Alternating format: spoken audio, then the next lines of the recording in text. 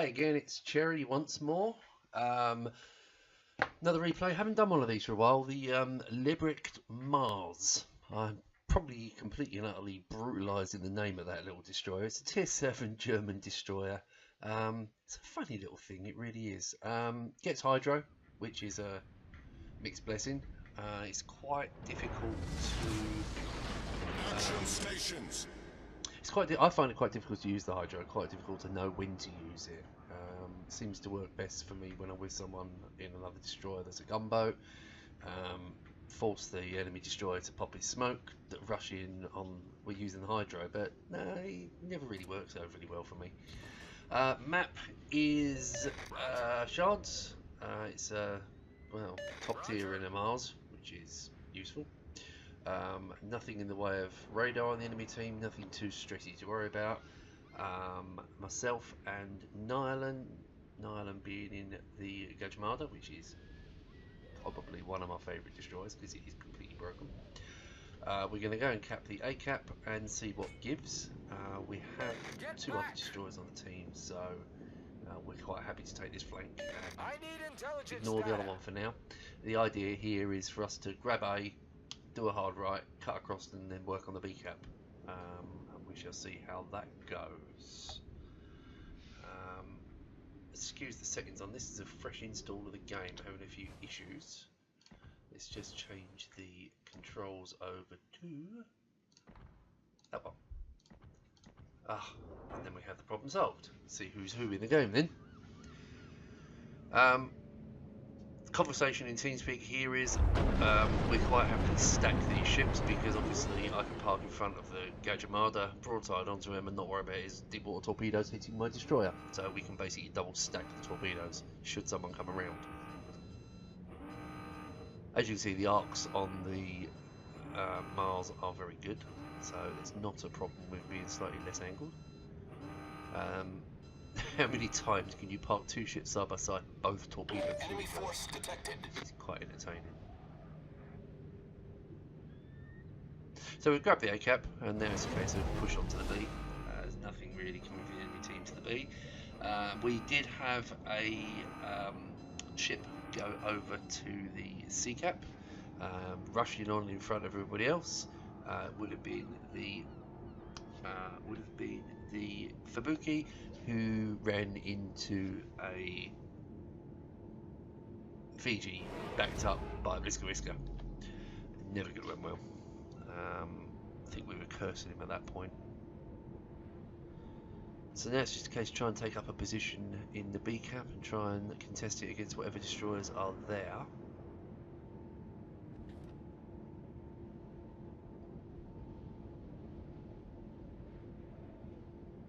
Apologies for the lack of content. Been working some silly long hours and just haven't had time. Just got home early, so I thought I'd quickly do this one because this has been a couple of days in the making. Got a couple of others that I'll upload. I'm going to try and get them ready to go, but upload them one a day. So do them all in a block and then upload them one by one. Clan news, nothing major. Nothing's changed massively. Rank battles is nearly over, which is, for my mind, a good thing. Because frankly, it's awful, and it really does affect our TeamSpeak server population quite a lot because a lot of people will play ranked without being in TeamSpeak, so it always feels kind of lonely on me. So I'll fire some talks into that smoke where the Mahan is. Seeing the shells coming out of there, he is still there. So I'm kind of hopeful that those torpedoes will do their job.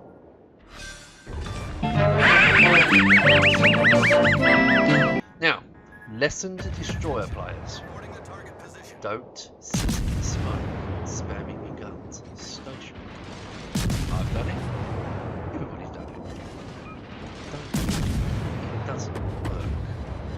Things like that. So basically, we can see where your shells are coming from. We can fire a spread of torpedoes into where you are, and you die. Simple things like that, and the old adage of where to go on maps. So we're looking at a pusher, deep water torpedoes, so I'm not going to be worried about torps. There was a conversation here as to whether we rush into them, but we're not quite sure what's backing them up, so we're a little reticent about it. So currently we've lost 2 destroyers, they've lost 1, they've lost a battleship. And they've just lost the frigate as well. The Fusion.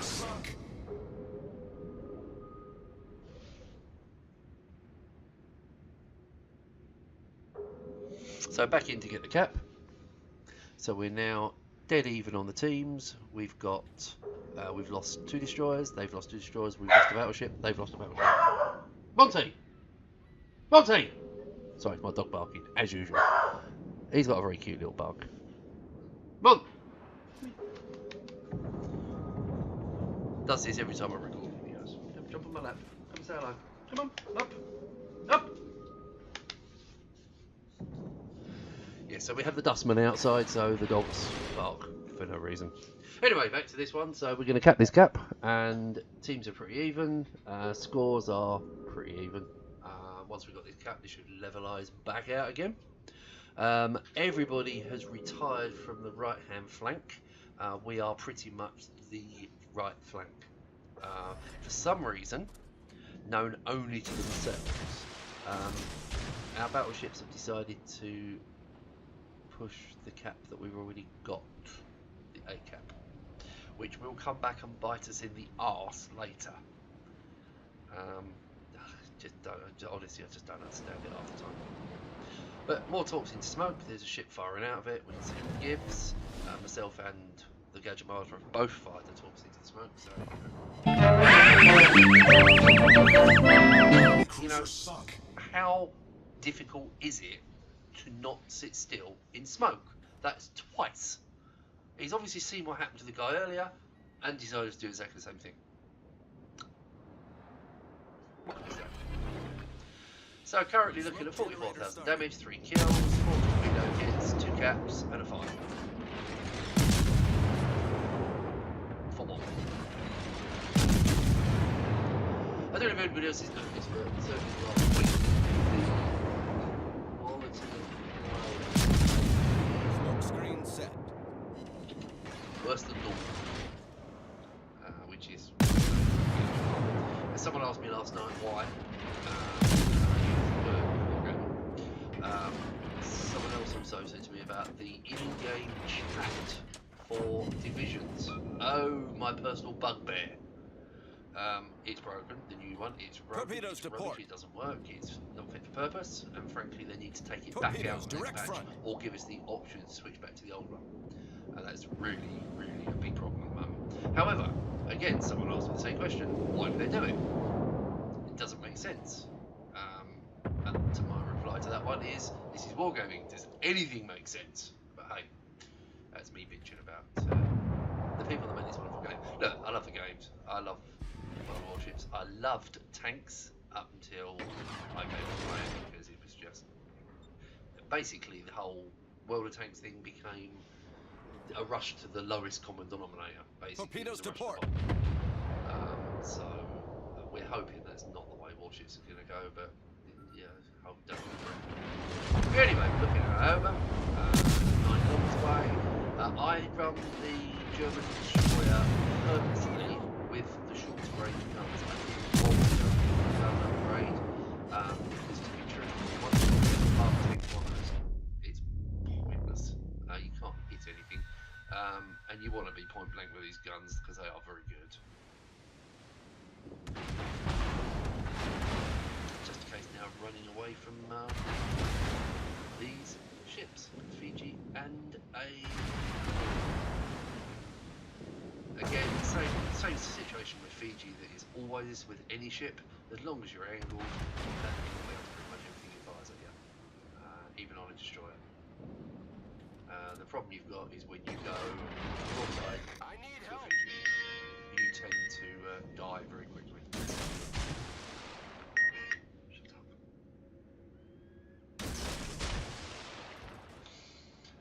So, team has now lost a 3rd destroyer, which is my compatriot.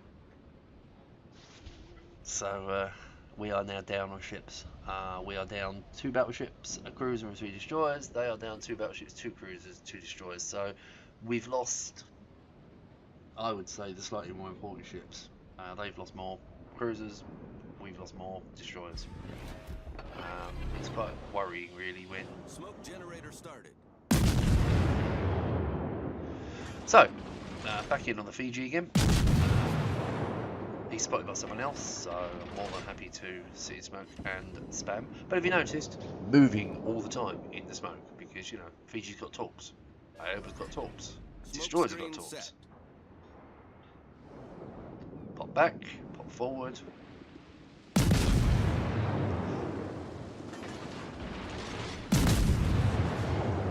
And then start working on the Fiji. The AP on this thing is very good against British cruisers.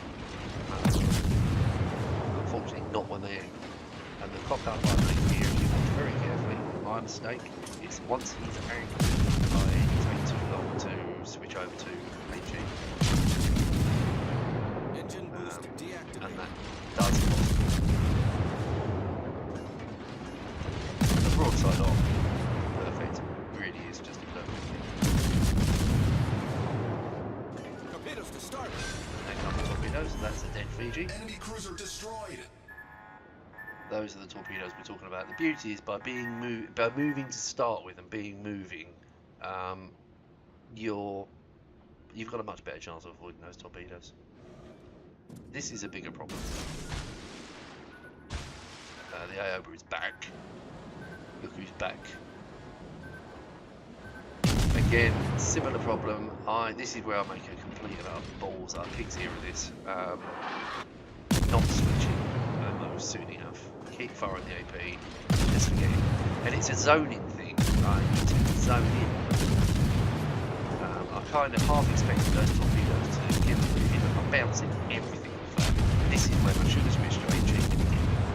So lesson to people: do as I say, not as I do. It took me a while to think, I'm firing the wrong shells. It's just the hope and the pray. You're just hoping and praying he's going to turn us up. Here we go. Now he turns. Got the angle, and I'm on HE. Switch back to AP, and then spank you, basically. The AP on this thing is brutal. He's going to torp. I'm going to die.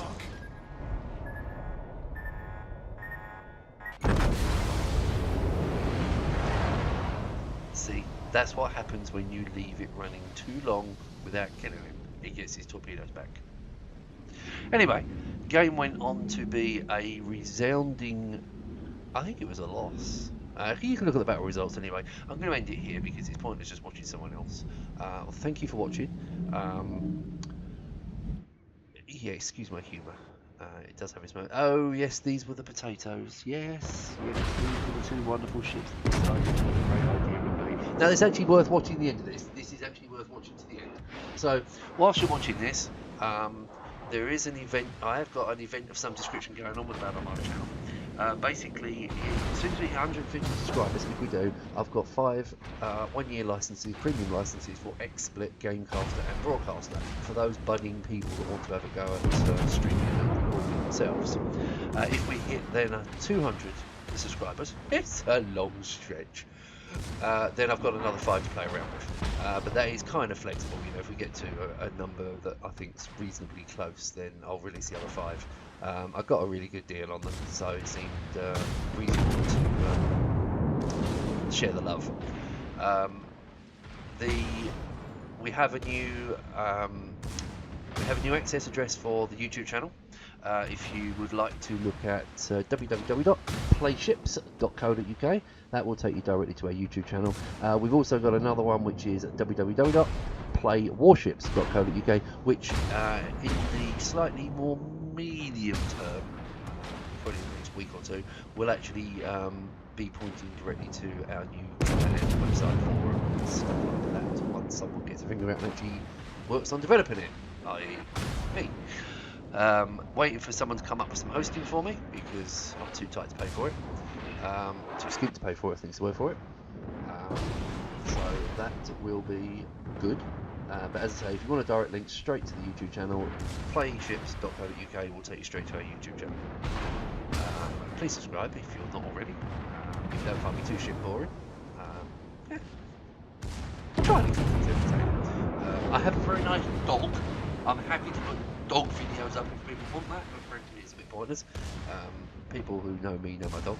Want my dog. Can't talk some shit. So yes, that was the game. We had two complete and utter spuds in our team that pushed basically into the cap that we already had and then sat there. So you have a situation where we had a full health Grass Bay, a full health Congo, an Iron Duke who is absolutely beating the living daylights out of them. And as you can see, the Congo has one mission and one mission only here. He's going for the tail ram. Now watch this. This is where the ramming mechanics in this game are so broken. The closing speed must be no more than 2 or 3 knots. This thing is going to touch. It's going to scrape it and kill it. On that note, thanks for watching.